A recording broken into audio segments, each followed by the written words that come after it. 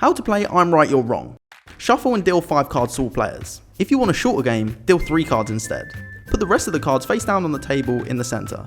This is called the deck and is where you draw new cards from. You donkey! What? The first person to insult another goes first. Then play 1 card from your hand. No more, no less. A few things you need to know. Self means yourself. Next opponent means the player whose turn is after yours. Opponent means any opponent other than you. So when you have 3 or more players, you can do targeted attacks. Red attack cards and green high road cards are played face up into the play pile. Yellow cards are played on the side. These are called traps. Make sure you read them first because some traps are played face up and some traps are played face down. Once a trap has been triggered, put it into the play pile. You can play any card, they don't have to match in colour. Most of the cards are self-punishing, so it's about surviving yourself. Let's learn how not to lose. Some cards reduce your hand.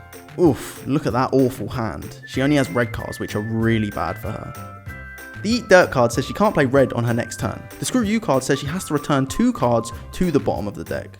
This would leave her with no cards left and she'd lose the game immediately.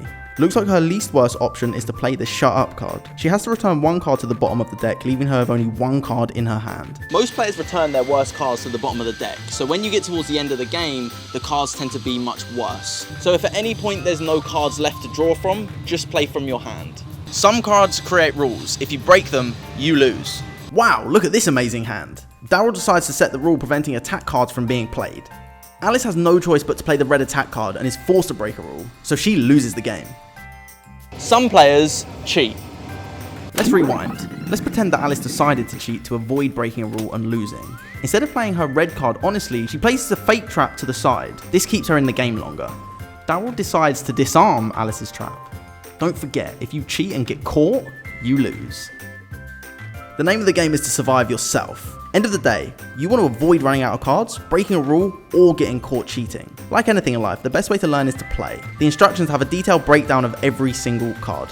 Tag the Saurus losers on social media @RightWrongGame.